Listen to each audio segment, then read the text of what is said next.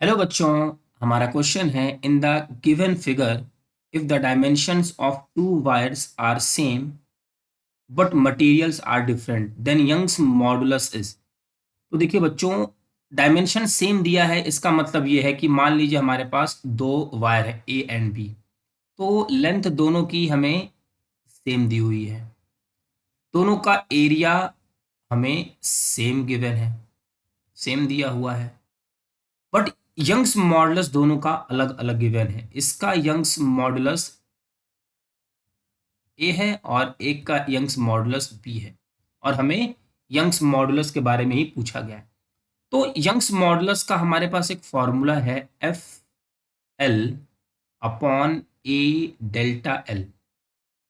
बच्चों यहाँ से हमारा लेंथ सेम है, एरिया सेम है, तो Young's modulus is proportional to लिखा जा सकता है F upon delta L. F है हमारा फोर्स मींस लोड, ये है हमारा लोड, और ये है हमारा एक्सटेंशन। मतलब बच्चों, फोर्स और एक्सटेंशन का अगर हमने स्लोप कैलकुलेट किया तो हमें यंग्स मॉडुलस मिल जाएगा, और फोर्स और एक्सटेंशन का ही तो ग्राफ दिया हुआ है। मतलब ये है कि जिसका ग्राफ मींस जिसका स्लोप बड़ा होगा उसका यंग्स मॉडुलस बड़ा होगा। तो हम ये कह सकते हैं यंग्स मॉडुलस अगर ज़्यादा है मींस स्लोप ज़्यादा होगा, यंग्स मॉडुलस कम मींस स्लोप कम। तो इस केस में बच्चों देख के लग रहा है कि हमारा यंग्स मॉडुलस ए का ज़्यादा होगा एज कंपेयर टू बी, क्योंकि स्लोप